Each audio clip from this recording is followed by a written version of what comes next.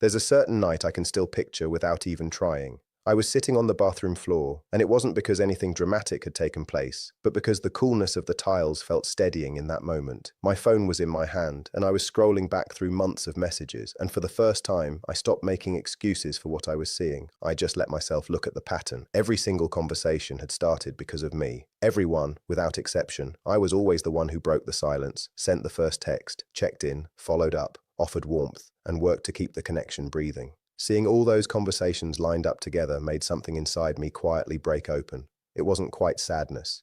It went deeper than that. It felt like grieving the truth that underneath all my effort was a silent hope that if I kept showing up long enough, they would eventually turn around and choose to show up for me too. I had convinced myself that consistency might one day unlock something inside them.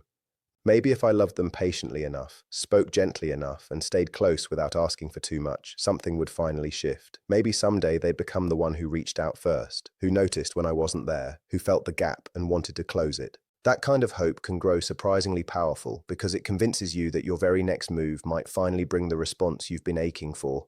But after living through this myself, and after hearing so many similar stories from other people, I started to realize we're often asking the wrong question entirely. We keep wondering what message might make an avoidant person reach out, what behavior might make them miss us, or what approach might finally pull them closer. Those questions make sense because when someone pulls away, your mind naturally starts hunting for a reason and a fix. You start believing there has to be some perfect mix of words, timing, patience, distance, affection, or silence that will finally produce the reaction you want. But look closely at what's happening beneath those questions. You're still positioning yourself as the one responsible for managing someone else's behavior. You're trying to uncover the exact strategy that will make them move toward you, and that mindset can keep you stuck in the same draining loop. Instead of asking what you need, you're endlessly studying what they need. Instead of paying attention to what the relationship is actually giving back to you, you're calculating your next move. At some point, the question itself has to change. It stops being about how to make them reach for you, and it becomes about understanding why you keep waiting for someone who isn't reaching back. This is where attachment research offers something worth understanding. Researchers frequently describe certain patterns within avoidant attachment as deactivating strategies. These are automatic psychological reactions that help a person suppress their attachment needs, lower their emotional dependence, and build distance whenever intimacy starts to feel uncomfortable. What matters here is that these reactions usually aren't conscious choices. When an avoidantly attached person's attachment system gets triggered, closeness itself can start to feel like a threat. The more emotionally meaningful a connection becomes, the stronger that pull toward distance can grow. From the outside looking in, this can feel baffling. You might be offering affection, patience, and reassurance, while they seem to experience that growing closeness as something to escape rather than something they can simply sink into. For many people with strong avoidant tendencies, these patterns often trace back to early experiences where emotional needs weren't consistently met or welcomed. A child who learns again and again that showing vulnerability leads to being dismissed, rejected, or left emotionally unattended may eventually stop expressing those needs at all. The child adjusts. They learn to depend on themselves, downplay what they feel, and stop expecting comfort from others. What once helped them survive a difficult emotional environment can later turn into an automatic pattern that shapes their relationships. That doesn't mean every avoidant person shares the same childhood, or that these patterns come from one single cause. But it does help explain why closeness can trigger defenses that seem to make no sense from the outside, and this is exactly where things become especially painful for the person who loves them. You might be showing up with real patience. You might be trying to communicate with care, giving them space, offering affection, and making the relationship feel emotionally safe. And yet, their internal system may not register all of that warmth as pure safety. Some part of them may read growing emotional closeness as pressure or as a threat to their independence. That doesn't mean you're actually pressuring them. It means their internal alarm system may have learned long ago to link intimacy with vulnerability and vulnerability with danger. It took me a long time to understand that distinction because I kept turning their withdrawal into a verdict on my worth. I believed their distance meant I wasn't loving them the right way. Eventually, I came to understand that someone else's defense mechanism isn't automatically proof of how valuable or how real your love is. But there's another part of this story that matters just as much, and that's the timeline. What unfolds over time isn't only about what the avoidant person is doing, something is also unfolding inside you. There's a progression, and somewhere inside that progression is a turning point where the whole dynamic can start to change. Most people search for that turning point in the avoidant person's actions. They wait for the text, the confession, the sudden change of heart, the moment the other person finally becomes emotionally available. But the real turning point usually starts somewhere else entirely. It begins the moment you stop shaping your own behavior around trying to pull a certain reaction out of them. To understand why that matters, we need to start with the first stage, the one I like to call the performance stage. The performance stage is where you start molding yourself around the other person's emotional limits. Maybe you're living in that stage right now, or maybe you've been there before and keep finding your way back to it. You become hyper-aware. You memorize their moods, learn their patterns, notice exactly how long they usually take to reply, and start calculating how much closeness might be too much for them. You grow softer, more accommodating, more careful about how you voice your needs. You tell yourself you're just trying to understand them better. You start reading about avoidant attachment, watching videos on emotional regulation, learning about nervous system responses, and studying relationship dynamics. None of that is wrong on its own. Understanding psychology can genuinely help. The trouble starts when that knowledge turns into just another tool for reshaping yourself so the other person never has to feel a moment of discomfort. You might start weighing every single interaction before it even happens. Should I text first? Should I wait it out? Was that message too emotional? Did I give them too much attention? Should I pull back now? Maybe I should give them more room. Maybe I should act less invested. Maybe if I stop asking questions, they'll come closer on their own. Little by little, the relationship turns into something you manage instead of something you actually experience. Your focus drifts away from your own emotional truth and toward monitoring theirs. You start treating their comfort as the one condition that decides whether connection is even possible. And because you're constantly adjusting, you might even start believing you're getting better at relationships. But underneath that seeming patience, something else could be happening. You might be teaching yourself to go quiet so completely that you lose the ability to tell the difference between real understanding and abandoning your own needs. This is exactly why the performance stage becomes so draining. You're not simply loving someone, you're constantly calculating the safest version of yourself to offer them. You watch your words, your timing, your emotional intensity, even your expectations.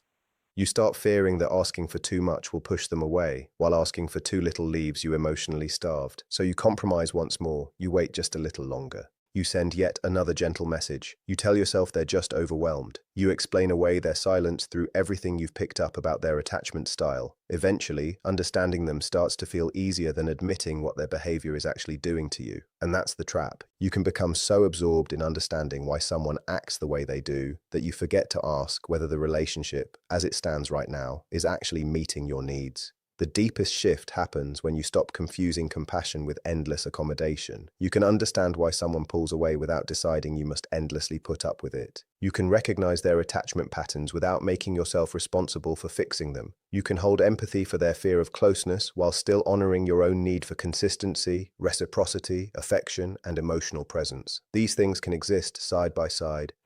Their past may explain their behavior, but an explanation doesn't automatically make that behavior something you can sustainably live with. And once that distinction becomes clear, the focus shifts away from how to make an avoidant person choose you and toward a far more important question. What kind of relationship am I actually willing to be part of? And what happens the moment I stop performing for someone's emotional availability? That's where the real turning point starts. Not when you discover the perfect message, not when you master exactly the right amount of distance, not when you finally figure out how to make someone afraid of losing you. The shift begins the moment you stop treating their response as the final verdict on your worth. You stop believing that one more effort will finally prove you're lovable enough to be chosen. You start observing instead of chasing. You notice their actions instead of building a future out of their potential. You let their behavior simply give you information, rather than turning it into a problem you feel you must solve.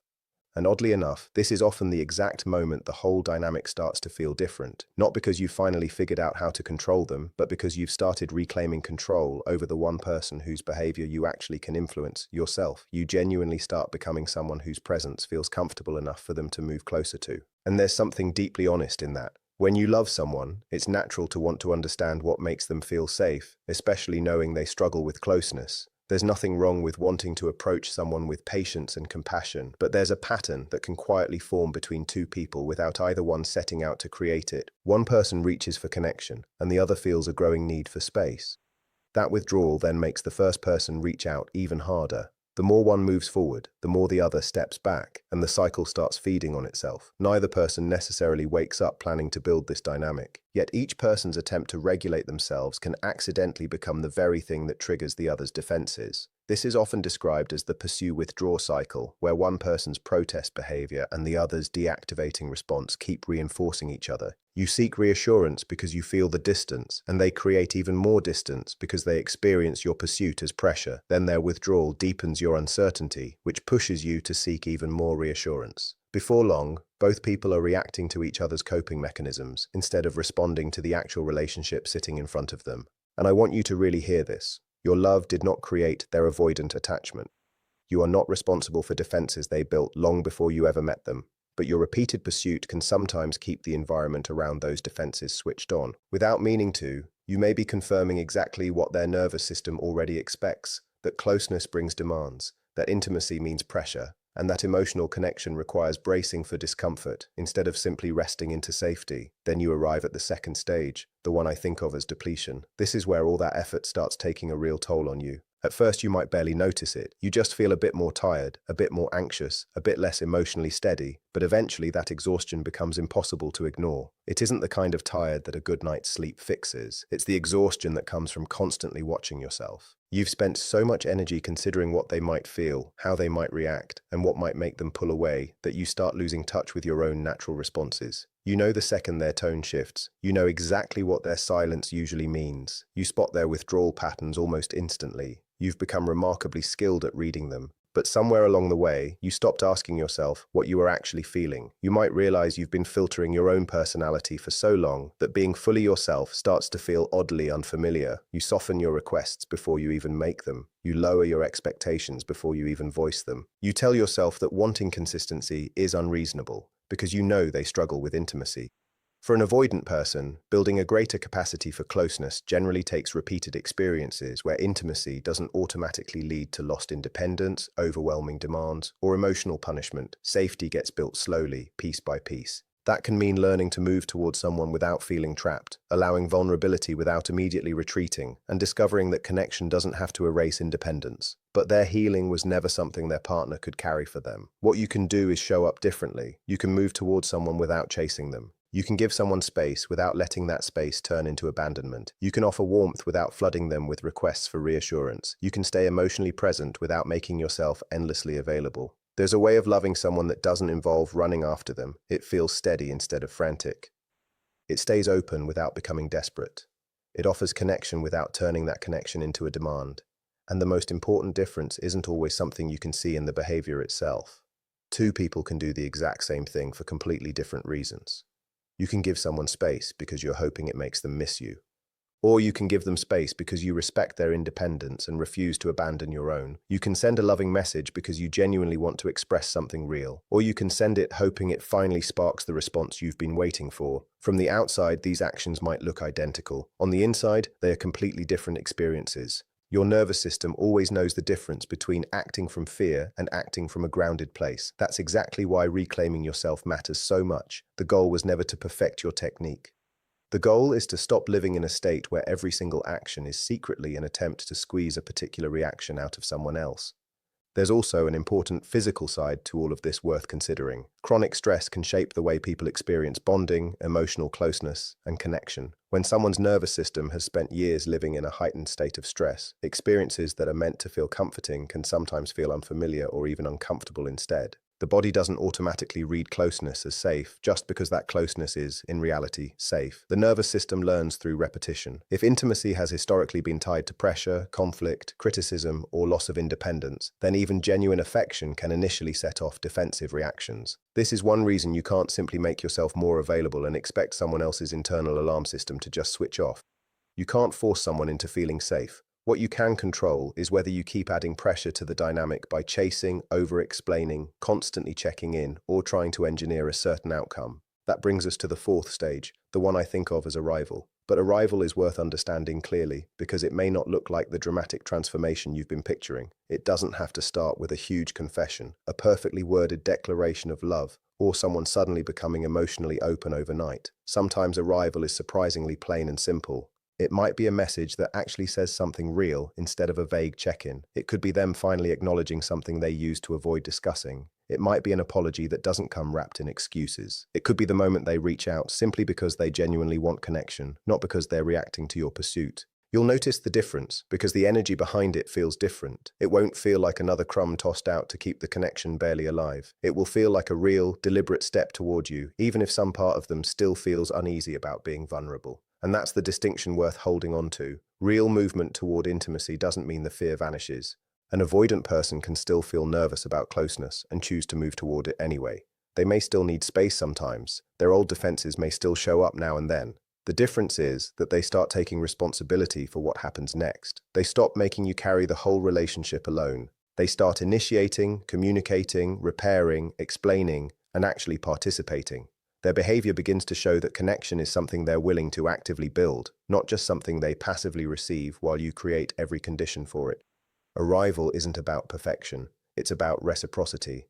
It's the moment you no longer have to manufacture every chance for connection because the other person has finally started creating some of those chances themselves. What psychologists often call earned secure attachment is essentially the process of building healthier relationship patterns through repeated, intentional experiences of safety and consistency. Someone who has leaned on avoidant defenses for years can gradually learn a different way of relating if they genuinely engage in that process. Over time, they may grow more comfortable saying when something is bothering them instead of vanishing. They may ask what someone actually meant instead of instantly assuming criticism or rejection. They may share what they truly feel without bracing themselves for humiliation, conflict, or punishment. These shifts are absolutely possible. People really can grow into more secure ways of relating. But there's one boundary that matters enormously here. Another person cannot make that transformation happen for them.